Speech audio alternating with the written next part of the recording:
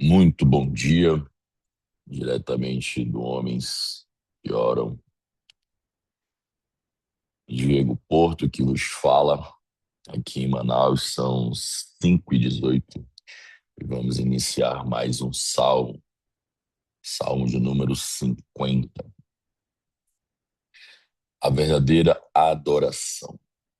Salmo de Asaf, versão Nova Almeida atualizada. Fala o poderoso, o Senhor Deus, e chama a terra desde o Oriente até o Ocidente. Desde Sião, excelência de formosura, resplandece Deus. O nosso Deus vem e não guarda silêncio. À frente dele vem um fogo devorador, e ao seu redor ruge grande tormenta.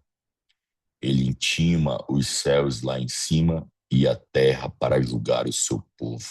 Ele diz: congreguem os meus santos, os que comigo fizeram aliança por meio de sacrifícios. Os céus anunciam a sua justiça, porque é o próprio Deus que julga. Escute, meu povo, e eu falarei, ó Israel, e eu testemunharei contra você. Eu sou Deus, o seu Deus. Não repreendo pelos seus sacrifícios, nem pelos holocaustos que você continuamente me oferece. Não aceitarei novilhos da sua casa, nem bodes dos seus apriscos, pois são meus todos os animais do bosque e o gado aos milhares sobre as montanhas. Conheço todas as aves dos montes e são meus todos os animais que vivem no campo. Se eu tivesse fome, não teria necessidade de dizê-lo a você, pois meu é o mundo e a sua plenitude. Acaso como eu, carne de touros, ou bebo sangue de cabritos? Ofereça a Deus sacrifícios de ações de graça e cumpra os seus votos para com o Altíssimo. Invoque-me no dia da angústia, eu o livrarei e você me glorificará. Mas ao ímpio, Deus diz: de que lhe serve repetir os meus preceitos e ter nos lábios a minha aliança, se você odeia a disciplina e rejeita as minhas palavras? Se vê um ladrão, você se torna amigo dele, e aos adúlteros você se associa. Abre a boca para o mal e a sua língua trama enganos. Senta-se para falar contra o seu irmão e difama o filho de sua mãe. Você tem feito essas coisas e eu me calei. Você pensava que eu era igual a você, mas agora eu repreenderei e porei tudo à sua vista.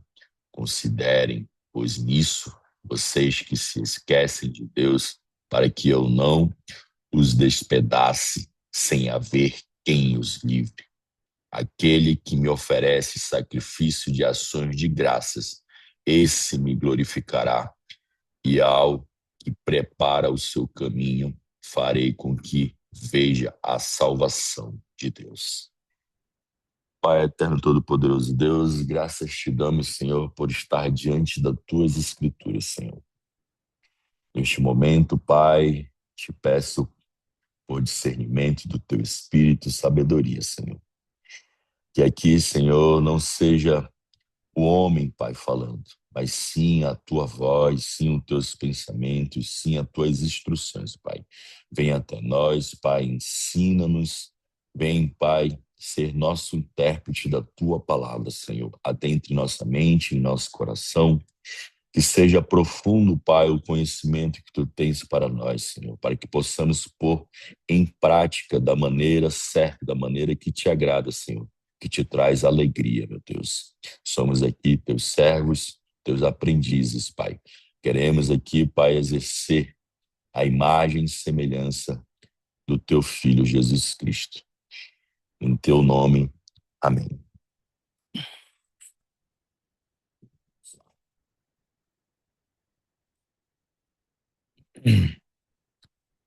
aqui o Salmo 50, né, na parte introdutória, ele diz que ele não é um cântico devocional, é um ato judicial, como ficou bem claro, né? Deus se levanta como juiz e convoca seu próprio povo para prestar contas. O problema aqui não é a idolatria pagã, mas a religião vazia. Culto correto por fora, coração distante por dentro. Israel é o primeiro destinatário, né? O povo de Deus. Mas o alvo atravessa os séculos e atinge a igreja visível de todas as eras, até os dias atuais, né? Gente que oferece sacrifícios, mas retém gratidão, que conhece a lei, mas rejeita o dever, que fala de Deus, mas limita Deus ao que lhe convém. Então, este salmo ele vai desmontar a ilusão de que ritos, ofertas e precisão teológicas substituem obediência, arrependimento e amor. Deus não precisa do que oferecemos, ele exige coração alinhado. Aqui vamos aprender que obedecer é melhor do que sacrificar. Que adoração sem verdade profana o sagrado e que o Deus que hoje silencia, amanhã organiza tudo. Pecados em fileiras e expõe. Este texto não conforta simuladores de comunhão. Ele chama ao arrependimento antes do juízo. Praticamente um apocalipse nos Salmos, um texto, né, dos Salmos. Chegamos numa visão profética de um apocalipse, né, acontecendo ali naqueles dias. Então, aqui, né, os Salmos ele foi escrito por Asaf, né, que foi um líder levítico, né, ele tinha toda a autoridade para falar ao povo e do povo ao Deus, né, e escreveu alguns salmos. E esse é o primeiro dele. Então, aqui ele não é uma oração, como foi falado, que vai ser um tribunal a todos nós, né? Deus não é o réu, como já vimos em algumas passagens, Deus ser questionado como um réu. Deus aqui, ele é juiz, como sempre foi e sempre será. Então, Deus, ele vai julgar a nossa adoração aqui. Vamos ao primeiro bloco, de 1 ao 6. Fala o poderoso, o Senhor Deus, e chama a terra desde o Oriente até o Ocidente. Desde Sião, excelência de formosura, resplandece Deus. O nosso Deus vem e não guarda silêncio. À frente dele vem um fogo devorador e ao seu redor ruge grande tormenta. Ele intima os céus lá em cima e a terra para julgar o seu povo. Ele diz: congreguem os meus santos, os que comigo fizeram aliança por meio de sacrifícios. Os céus anunciam a sua justiça, porque é o próprio Deus que julga. Então, aqui, Deus, ele convoca. Ele não está pedindo a tua opinião ou a minha, né? Ele convoca. É uma ordem. O julgamento começa pela casa de Deus, por Israel. Ele quer aqueles que o seguem, né? Ele quer aqueles que já fizeram a aliança com ele, né? E Sião não é um palco agora, ele é um tribunal espiritual. O silêncio de Deus aqui, ele acabou. Quando ele fala, o culto agora é avaliado, não a liturgia. Então, em primeiro lugar, está destinado a Israel. mas igualmente aplicável à igreja visível de Deus em todas as eras, né? Até os dias atuais. A igreja não escapa, né, deste salmo, ela está incluída nele. Então a gente vai ver nos dias atuais gente que canta, que serve, lidera, ensina, mas não treme diante de Deus. Confundem presença em cultos com a aprovação divina, né? A gente vê hoje muito aí pessoas em performance, né? A gente vê aí na mídia vários líderes espirituais profanando com heresias, muitos distorcendo a palavra, né? Cantando, servindo, liderando e ensinando. E a gente vê que eles estão totalmente confusos, né? Pela própria distorção do que é Deus, né? E assim eles se comportam e atuam na presença de Deus como um personagem, uma atuação ao público, faltando ali o cerne de saber quem é e reconhecer Deus como Deus. Então, se hoje Deus avaliasse hoje o seu culto, ele chamaria você de filho ou como um réu? Em Mateus 7:21, né, assim, nem todo o que me diz Senhor, Senhor entrará no reino. Então aqui Jesus ensina a confissão verbal, ela não substitui a obediência real. A gente vai ver pessoas eloquentes com a palavra, né? Só que o seu coração está vazio de Deus. Pessoas têm o dom do, da palavra, de oratória, né? Falam bonito, mas estão vazios de Deus. Enquanto a gente vê pessoas que não têm tanta instrução e você presencia, né? Você sente a presença de Deus poderosamente em suas vidas, em seus testemunhos. A gente já ouviu aqui muitos testemunhos no nosso grupo, contos e contos da gente ter sido surpreendido por pessoas na rua, no nosso trabalho. E a gente percebe, né, que são pessoas que não têm uma instrução, não seguiram com seus estudos formalmente, mas são PhD em ser obedientes a Deus, né? Carregam um testemunho da presença do Espírito em suas vidas. Em Salmos 24, né, 3, 4 diz assim: quem subirá ao monte do Senhor, que é limpo de mãos e puro de coração? Quem se atreve a dizer que é, né?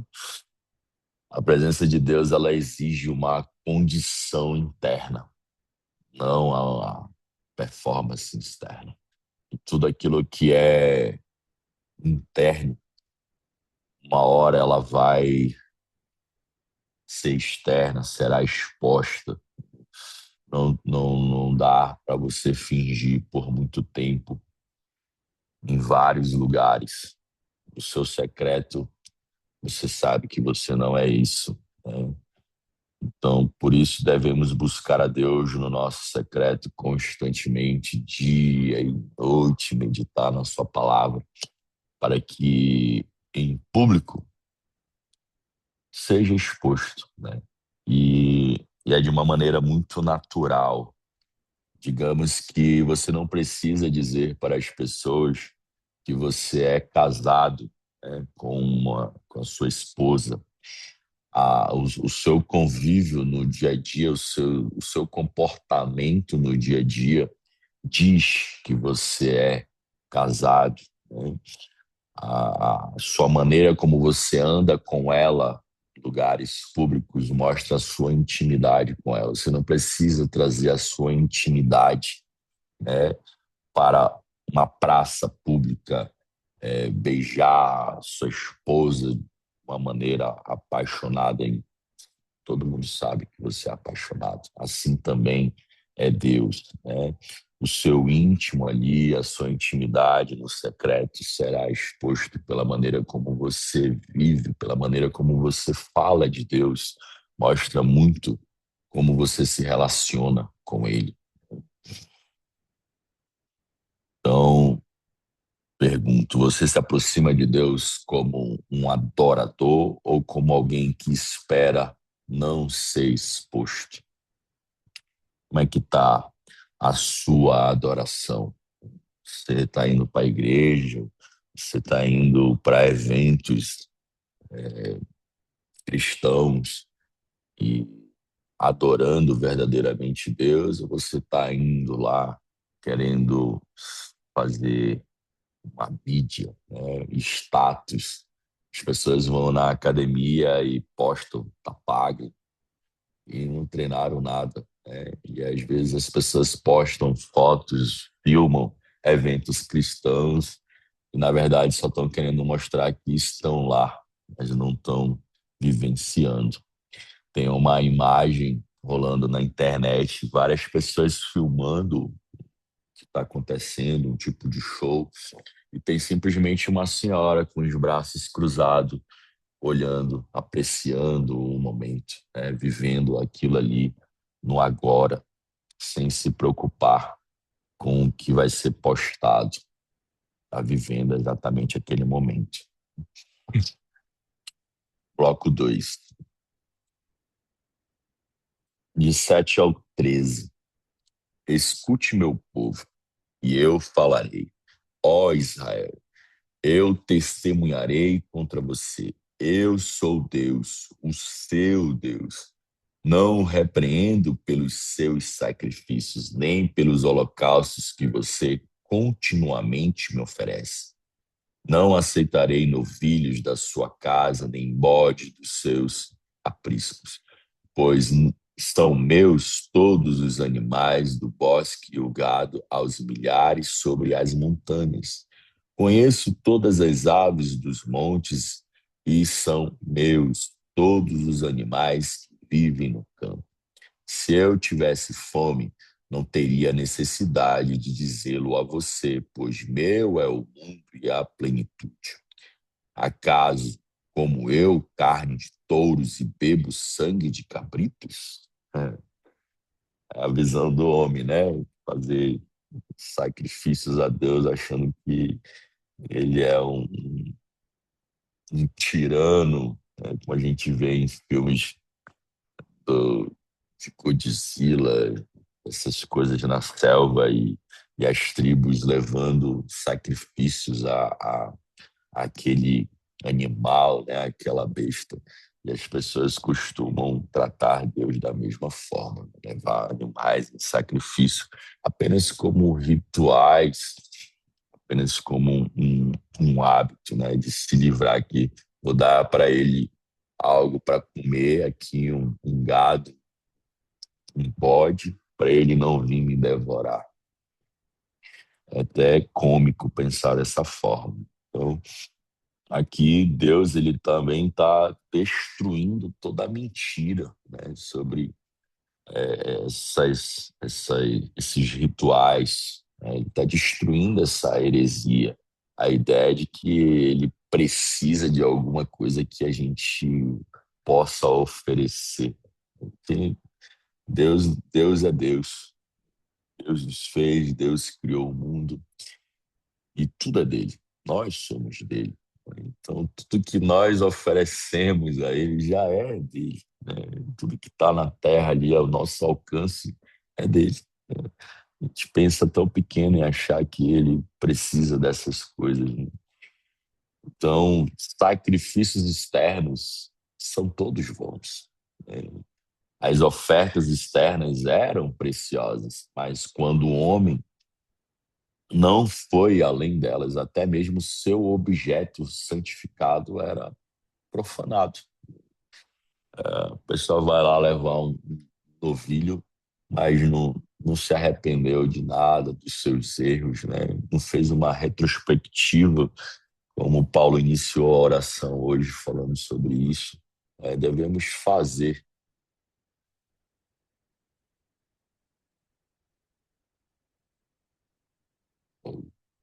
Alguma coisa aqui na tela,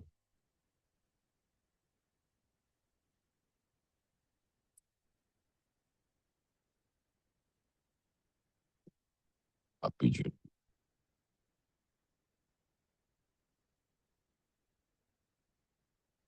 Aconteceu alguma coisa na tela aqui. É,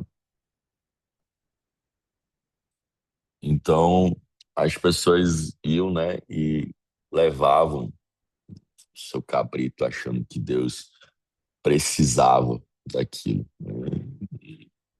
Tá tudo acessível a ele. A gente precisa ir além das nossas ofertas. E é isso que Deus quer, né? As pessoas tomam um ritual, vou aqui ofertar, vou aqui sacrificar, mas não estão entregando os seus corações, não estão se arrependendo genuinamente, né? Não estão participando da obra de todo o coração. A maioria das vezes estão barganhando, sem reconhecer que tudo o que tem já foi Deus que deu, né? E você só está devolvendo a Ele. E Deus, ele não rejeita os sacrifícios, né? Ele rejeita o sacrifício que tenta substituí-lo, né? Às vezes a pessoa está fazendo um ritual ali e de repente acha que aquilo ali já é Deus, né? Tá adorando o ritual e não a presença. Ah, vou para um evento ali, tá tendo um tal ritual e vai lá, tá adorando mais as festas daquele ritual do que o próprio Deus. Não está carregando a presença do Espírito quando sai do seu culto, né? Quando sai do seu evento cristão. Então, tem muitos aí que dizem assim: eu dou meu dízimo, eu sirvo, eu estou presente, né? Mas não há gratidão, não há amor, não há temor. Então, a oferta sem coração, ela é simplesmente uma idolatria disfarçada. Então, devemos ir além das nossas ofertas, examinar o afeto no nosso coração e não o valor do ato. Às vezes, uma simples palavra, você já está ali ofertando, né? Um simples sentar na mesa com uma pessoa, tomar um café com ela, você já está fazendo muito mais do que aquele que está dando uma performance num palco. Você está levando a Deus num momento ali. E Mateus 5, 23 e 24 diz assim: se trouxeres a tua oferta ao altar e ali te lembrares de que teu irmão tem algo contra ti. Então, aqui Jesus mostra que Deus rejeita rituais desconectados da verdade interior. Você vai lá ofertar na igreja, lá colocar o dinheiro, colocar o seu dízimo, para você mostrar que você está contribuindo, né? Está ali ofertando, mas está de mal com seu irmão, né? Não está falando com a sua mãe, não está falando com o seu pai, está brigado com sua esposa. Então ele pede para que você vá lá, volte, né? Se reconcilie, para depois fazer parte da mesa. Então, e aí ele está mostrando que a oferta não vale de nada se o seu coração não está congruente com a sua ação. Você está cheio de ódio, você está cheio de, de raiva, com toda certeza você não está ofertando com amor, né? E 1 Samuel 15:22, né? Obedecer é melhor do que sacrificar. É, é exatamente todo o contexto do Salmo, né? Devemos obedecer. Obedecer de todo o coração, analisar tudo aquilo que está em cada ato nosso, pelo que estamos fazendo isso, né? Será que há gratidão nos meus atos ou apenas performance? Será que estou me entregando verdadeiramente ou estou sendo apenas um personagem? Como está sendo o meu secreto?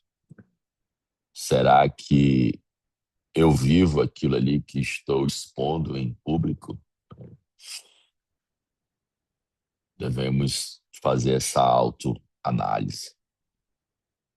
Você oferece coisas a Deus para evitar entregar o seu coração. Muitos estão entregando aí muitos bens, mas será que estão entregando o seu coração verdadeiramente? Será que estão arrependidos? Ou quando conto as histórias do passado, né, daquilo que Deus o livrou e o limpou, você conta assim com uma nostalgia, com uma alma saudosa? Como é, como é que está a sua história, o seu testemunho? Você fala com tristeza da sua conversão ou com alegria da nova vida que Deus te deu? Bloco 3, do 14 ao 15. Ofereça a Deus sacrifícios de ações de graças e cumpra os seus votos para com o Altíssimo. Invoque-me no dia da angústia, eu o livrarei e você me glorificará. Eis aqui o eixo central, né, de como devemos nos portar diante da nossa adoração, falo de todo o coração, mesmo na angústia, Ele nos quer. Devemos cumprir com nossos votos em ação de graças, em alegria, em felicidade. Estamos ali entregando para Deus. Pode até ser que a oferta de Caim era generosa, podia ser um touro gigante, né? Mas o seu coração não estava sendo entregue, ele não estava fazendo de bom ânimo. Mas não está escrito na Bíblia. Só parafraseando aqui. E aí vem a palavra-chave de tudo: a gratidão. Você ser grato, a sua adoração deve carregar a sua gratidão. E gratidão não é uma educação. Obrigado. Gratidão é reconhecer que a fidelidade de Deus conosco. É reconhecer que Ele te salvou. É reconhecer que Ele está te reconstruindo, te restaurando conforme a sua vontade. Ele trocou suas vestes. Você agora está com uma veste limpa, branca, alva como a neve. Dia após dia, Ele te permite ter acesso à sua palavra, a seus mandamentos. Dia após dia, Ele se permite ser encontrado. Basta você dobrar seus joelhos e chamá-lo. Você só está a uma oração de distância dele. Isso é procurar, isso é buscá-lo, isso é adorá-lo com gratidão. Reconhecer que ele é tudo na sua vida, né? Uma ação de graça, uma confissão pública, mas você viva isso na sua casa. Você viva isso no seu secreto. aquela paz e graça que você dá ao seu irmão na igreja, aquele shalom que você dá na sua igreja, que você esteja na sua casa, que você traga essa ordem e decência para dentro do seu lar, que é o seu primeiro ministério, principalmente consigo mesmo, né? Traz ordem e decência para dentro de si mesmo, traz paz e graça para o seu coração. Busque a Deus com toda a gratidão. Então, ele não é um sentimento, a gratidão. Ela é uma declaração de obediência. Você não faz mais por medo, como era antigamente, né? As pessoas foram condicionadas com uma conotação negativa de servir a Deus por medo.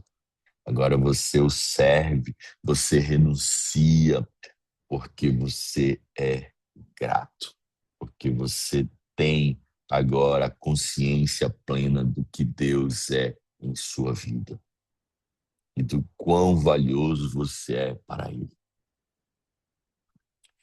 Então não devemos olhar para nossos sacrifícios como dádivas que agradam a Deus, enquanto nossas almas não têm amor e gratidão para oferecer.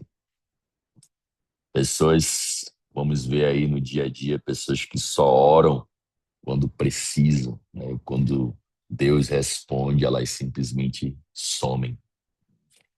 Deus retém daqueles que não pedem para não conceder o que não desejam. Você vai ver aí dia a dia pessoas realmente clamando, agradecendo, honrando publicamente a fidelidade de Deus. E assim também devemos ser.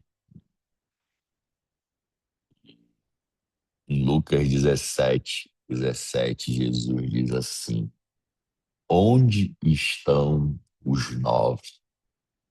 Logo depois dele ter curado os 10 leprosos, e só um retornou. Ele pergunta a ele: onde estão os 9?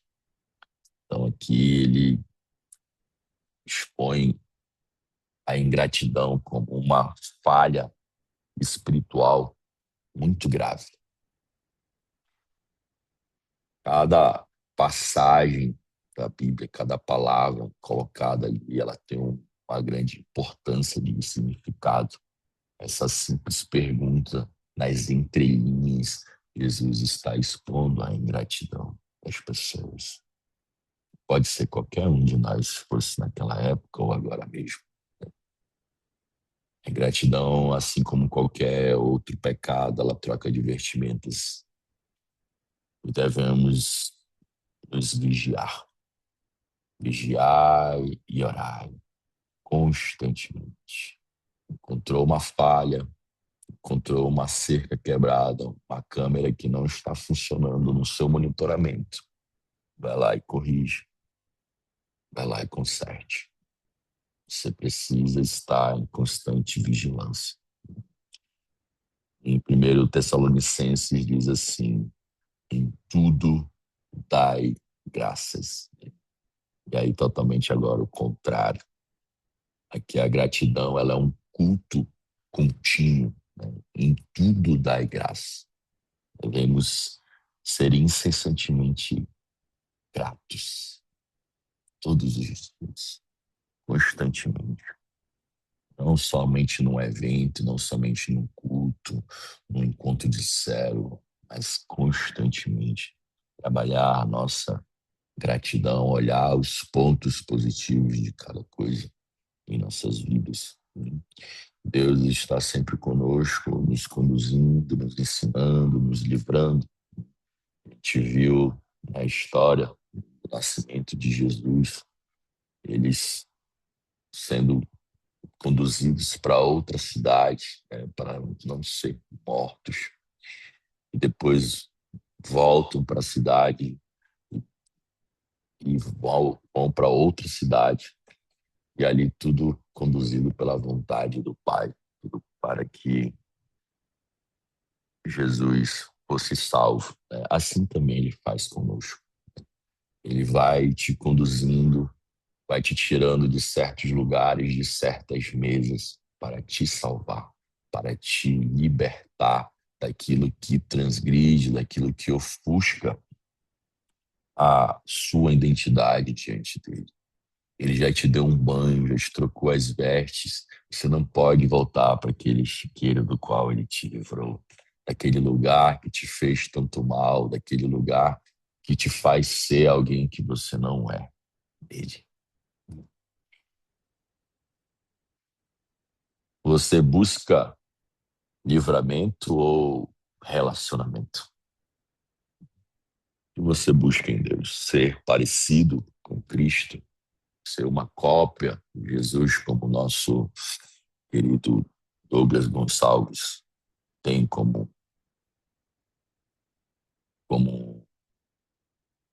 marca, né? Cópia de Jesus? Ou você apenas busca-o como um livramento, né? Um acessório? Vou esfregar a lâmpada mágica, Deus vai me livrar disso. Deus vai me salvar.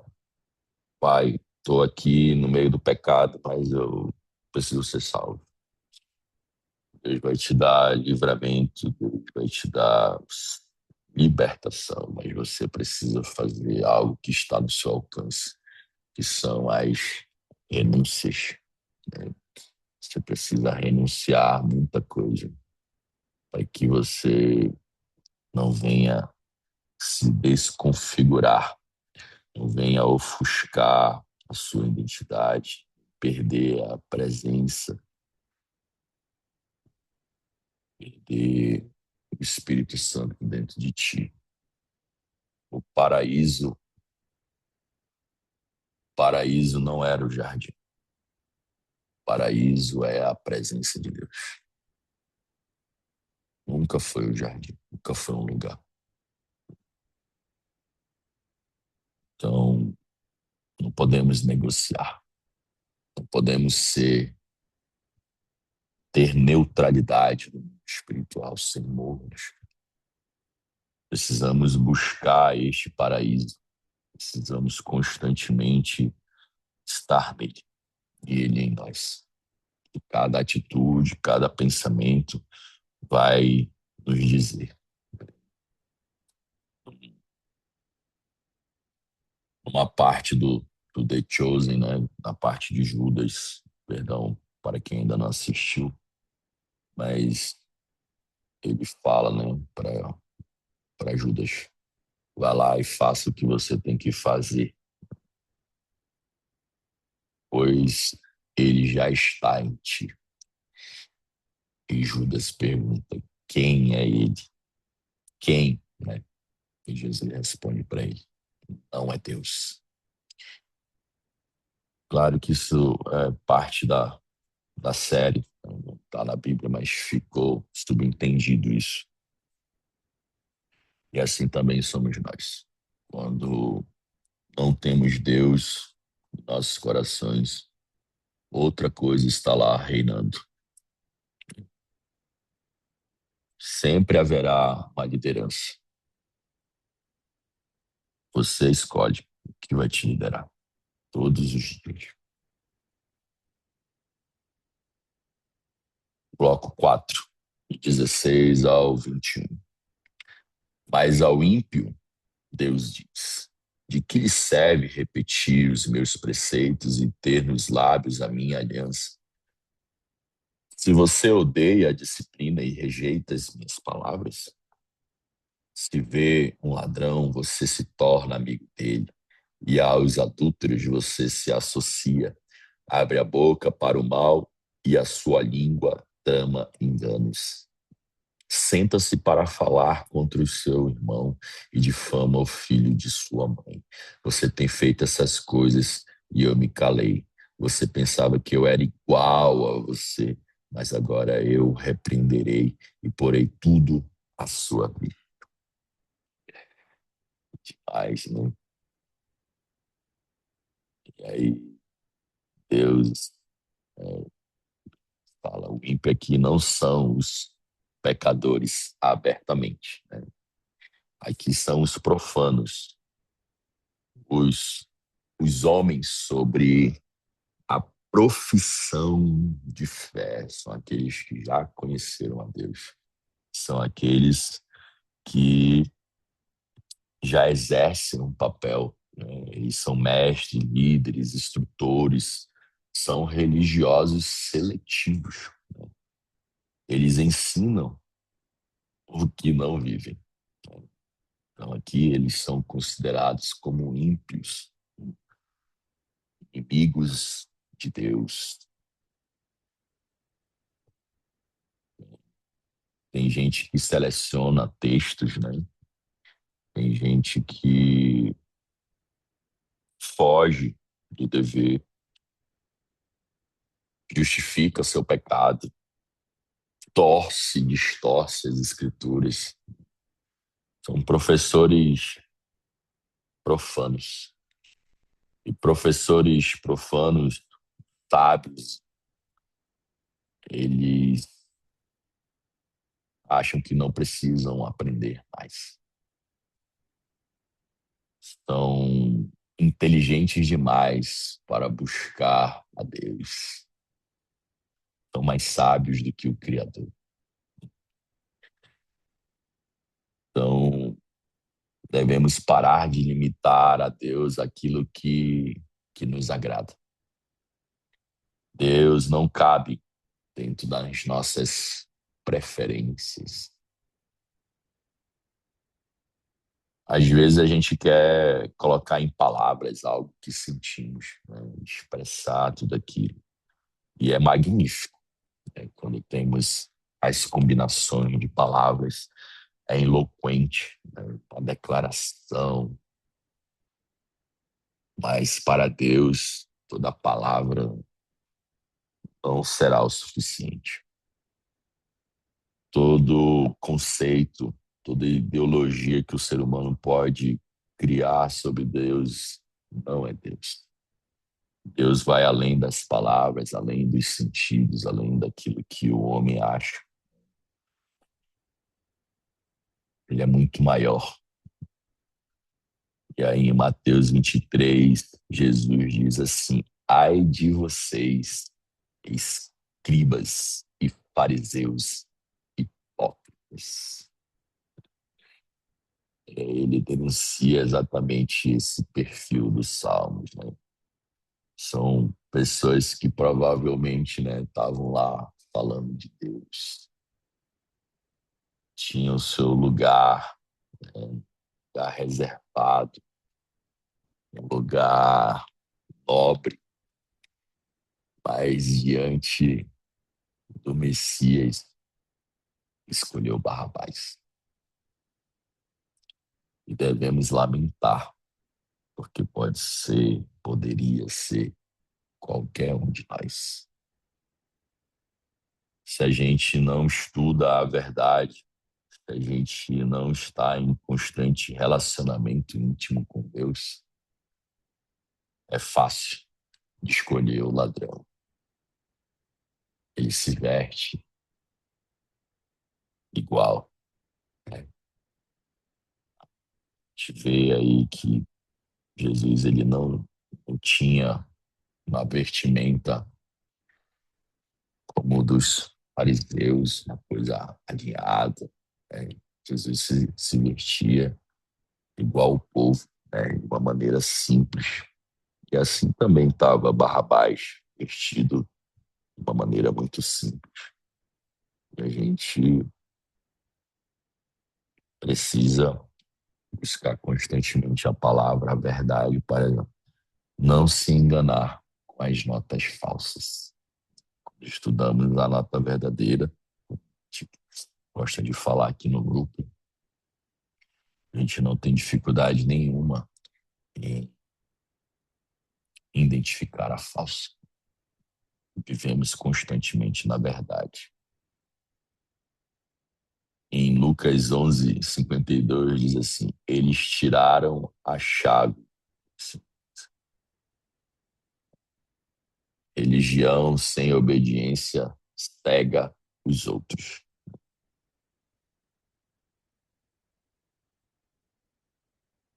A gente vai ensinar da maneira errada porque a gente aprendeu da maneira errada. E a gente só ensina aquilo que somos. A gente só ensina aquilo que há dentro de nós. Pode ser o melhor discurso, mas a nossa vida dá falar muito mais alto. E se não há uma obediência, se não seguimos a Deus como Salvador e também como Senhor, iremos distorcer a sua palavra. Então, a obediência vai nos purificar, vai nos retirar do mundo, vai retirar o mundo de nós. Que não basta só sair do Egito, precisamos abandonar, retirar o Egito de dentro de nós. Você ensina a verdade ou adapta para sobreviver espiritualmente? Sabemos que muito dos ensinos, né, a fase da alimentação líquida e a fase da alimentação sólida, mas em tudo precisamos entregar conforme o nível, né? A pessoa precisa se sentir desafiada, assim como no treino. Uma pessoa que está iniciando, ela está aprendendo como executar, né? Mas ainda assim ela está sendo desafiada por inúmeras coisas, no questão da sua disciplina, o horário, né, a sua alimentação, ela está sendo desafiada.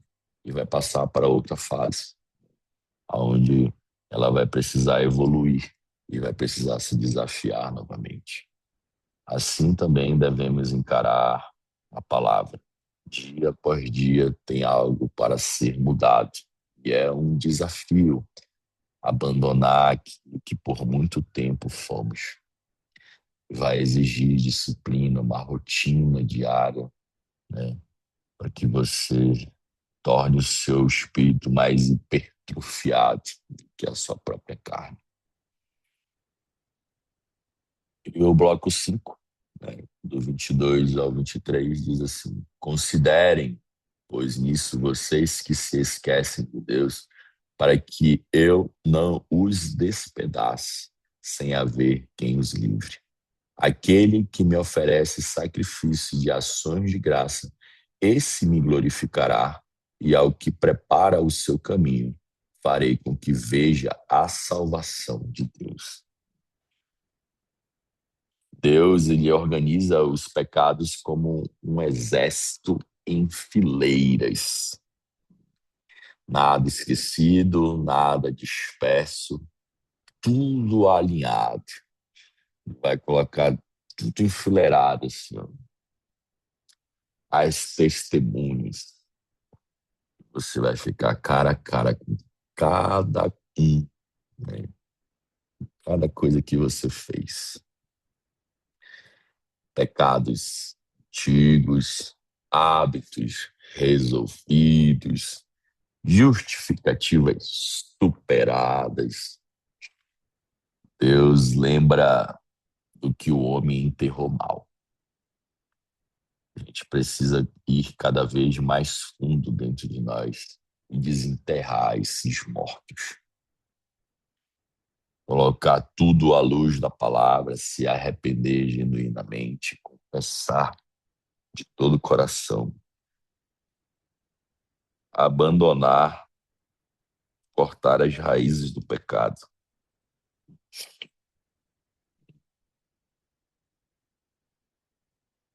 Ter uma confissão profunda, abandonar o velho,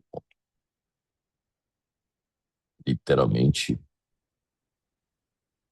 abandonar esse velho homem que lhe distancia de Deus. Não há nada encoberto que não venha a ser revelado. Lucas 12, 2. E em 1 João, né, de 1 ao 9, se confessarmos os nossos pecados,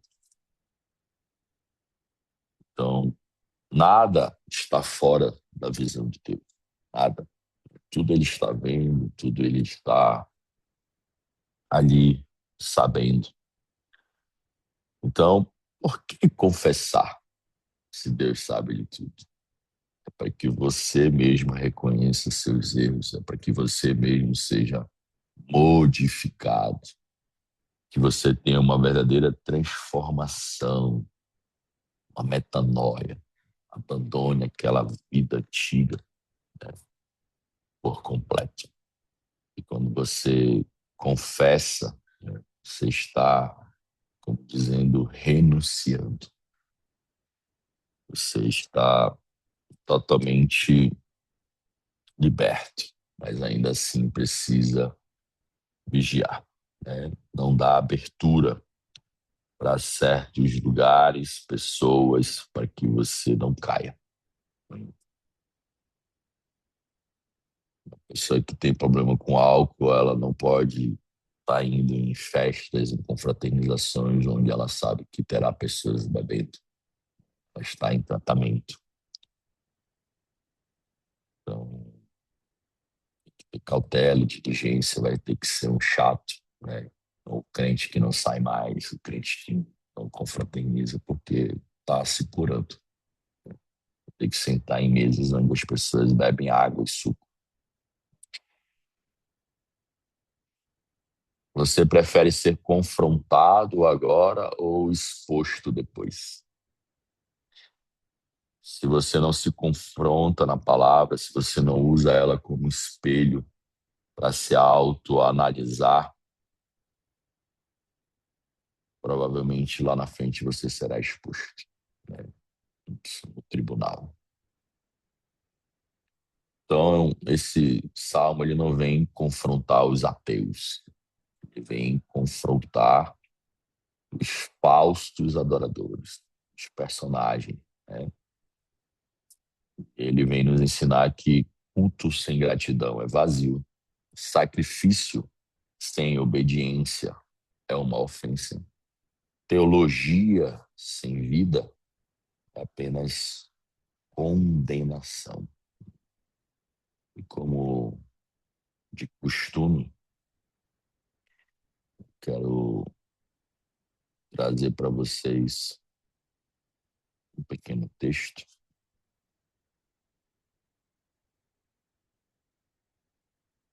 Eu coloquei o nome de O Réu é o teu evangelho domesticado. O tribunal estava armado, mas o réu não era um homem, era um evangelho cerimonial. Não algemado, não sujo, não escandaloso. Pelo contrário, bem vestido, pontual, correto, um evangelho que canta na hora certa, oferta na hora certa, conhece os termos corretos, mas nunca sangra, nunca treme, nunca se consome. Quando o juiz fala, o céu se cala, e então vem a acusação. Você me honrou com os lábios, mas guardou o coração para si. O problema nunca foi a ausência de religião, foi o excesso de cerimônia sem intensidade. Um evangelho praticado sem fome, vivido sem urgência, sustentado sem gratidão. Porque todo relacionamento verdadeiro exige intensidade. Onde há amor, há zelo. Onde há gratidão, há entrega. Intensidade é ir além de si mesmo. Não para ser visto, mas porque o coração já não cabe no peito. A intensidade revela gratidão, porque quem reconhece o que recebeu não negocia devoção. Já o cerimonial se contenta com o mínimo aceitável, mede o quanto pode dar sem se envolver, o quanto pode servir sem se render, o quanto pode falar de Deus sem ser confrontado por ele. Mas o fogo santo não discute formalidades, ele expõe o cerne. Ele revela se a fé é viva ou apenas bem treinada. E quando o juiz encerra, a sentença não é contra o culto, nem contra o altar, nem contra a doutrina. É contra um coração frio que tentou substituir intensidade por rotina e gratidão por hábito. Porque o Deus vivo não se relaciona com cerimônias. Ele se entrega ao coração em chamas. E ali fica claro: o réu nunca foi o homem. O réu foi o evangelho que ele escolheu para não precisar ir até o fim. Amém, meus irmãos? Muito obrigado. Um bom dia a todos.